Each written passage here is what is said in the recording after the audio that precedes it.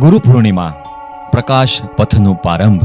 પ્રકૃતિમાં જ્યારે ચંદ્ર સમગ્રતાથી પ્રકાશિત થાય ત્યારે માનવ મનમાં પણ એક પ્રકાશ ઉગે છે. એ પ્રકાશ છે ગુરુનો પ્રકાશ. આજનો દિવસ માત્ર તિથિ નહીં પણ શિષ્યની શ્રદ્ધાનો પાવન પર્વ છે.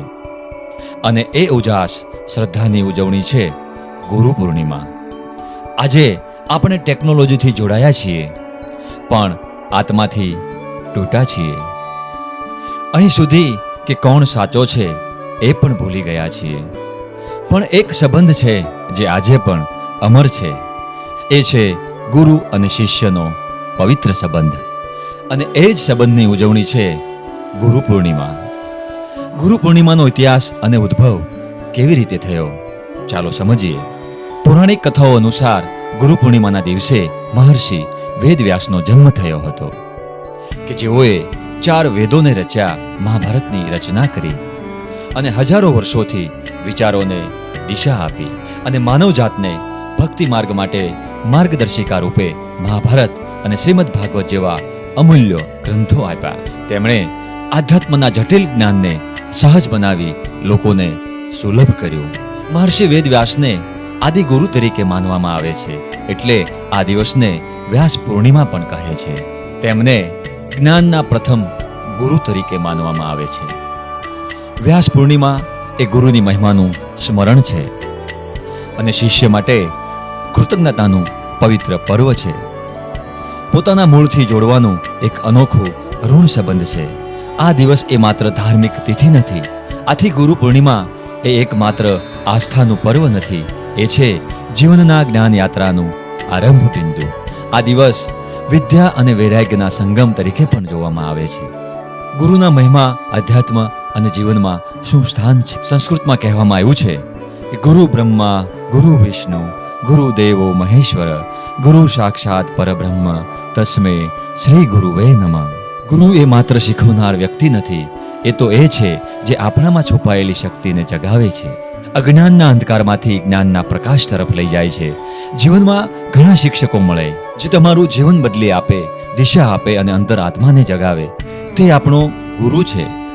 ગુરુ પૂર્ણિમા અનેક સંપ્રદાયોમાં વિવિધ રીતે ઉજવાય છે. ભારતભરના વિવિધ સંપ્રદાયોમાં આ તિથિ વિશિષ્ટ રીતે ઉજવાય છે. બૌદ્ધ પરંપરામાં માનવામાં આવે છે કે આ દિવસે ભગવાન બુદ્ધે સૌપ્રથમ બૌદ્ધ વિધાન આપ્યું. હિન્દુ પરંપરામાં આ દિવસે શિષ્ય પોતાના ગુરુને આશીર્વાદ લે છે, સેવા ભાવે ભેટ આપે છે અને શાસ્ત્ર વાંચન કરે છે. પુષ્ટિ માર્ગમાં ગુરુનો શ્રવણ, ચરિત્ર કથન અને હવેલીમાં ભક્તિમય અનુષ્ઠાન થાય છે.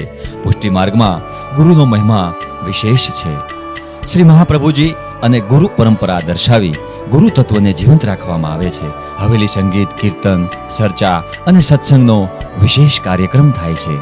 સંત પરંપરાઓમાં ગુરુના પગલા પ્રમાણે શિષ્યો નેકીથી ચાલે છે. શિષ્યો તેમના ગુરુના દર્શન કરે છે, ચરણો પખાળી ધાર્મિક વિધિપૂર્વક પૂજન કરે છે. આજના સમયમાં ગુરુ ફોટા કે સંસ્થાનું પૂજન પણ થાય છે. આ દિવસે આરતી, કીર્તન, સત્સંગ અને ગુરુના જીવન ચરિત્રનું પઠન થાય છે. ગુરુ દ્વારા શિષ્યને આશીર્વાદ આપવામાં આવે છે.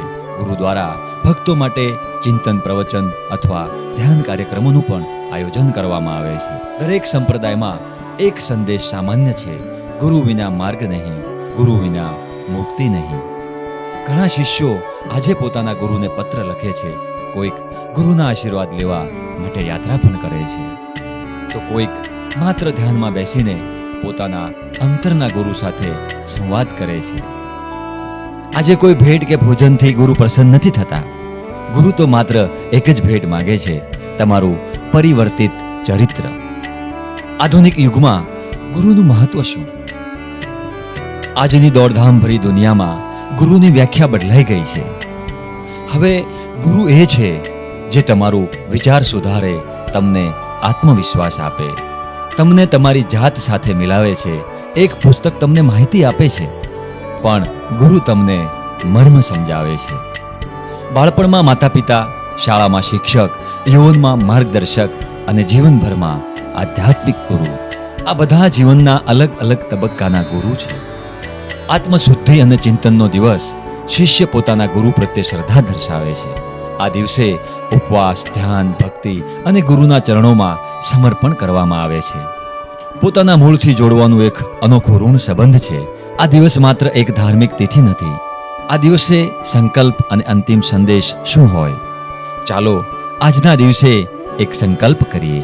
જ્યાં સુધી શ્વાસ છે ત્યાં સુધી ગુરુના માર્ગે ચાલવાનો. અંધકાર કેવો પણ હોય, જો ગુરુનો આદર છે તો માર્ગ હંમેશા પ્રકાશિત છે.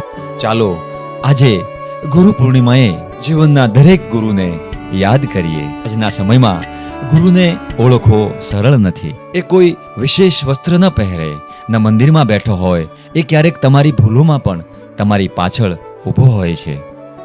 એ ગુરુ તમને સાચા અર્થમાં તમે બનાવે છે. તમે જે બની શકો એ તમારામાંથી બહાર લાવે છે. એ શિક્ષક જે વખતે વંચાવતો હતો પણ જીવન પણ શીખવતો હતો. એ માતા જે સમયે સહારો આપતી પણ આખું વિશ્વ પણ બતાવતી. એ મિત્રો જેઓ તમારી ખામીઓ દર્શાવે એ પણ ગુરુ છે.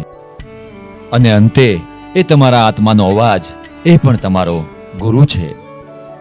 આજના સમયમાં ગુરુ એ ફોર્મ્યુલા નથી, એ ફિલિંગ છે. જ્યારે તમે અટકી જાઓ અને એક હાથ આગળ વધે, એ હાથ પણ તમારો ગુરુ છે. એક સાચો ગુરુ તમને તમારી અંદર જ શોધી આપે છે અને કહે છે, જ્યોતિ તારી અંદર છે. ગુરુ છે તો જીવન છે, ગુરુ છે તો જ્ઞાન છે, ગુરુ છે તો ભક્તિ છે. શ્રદ્ધા, શાંતિ અને સમર્પણથી ભરેલી ગુરુ પૂર્ણિમાની આપ સૌને શુભકામનાઓ.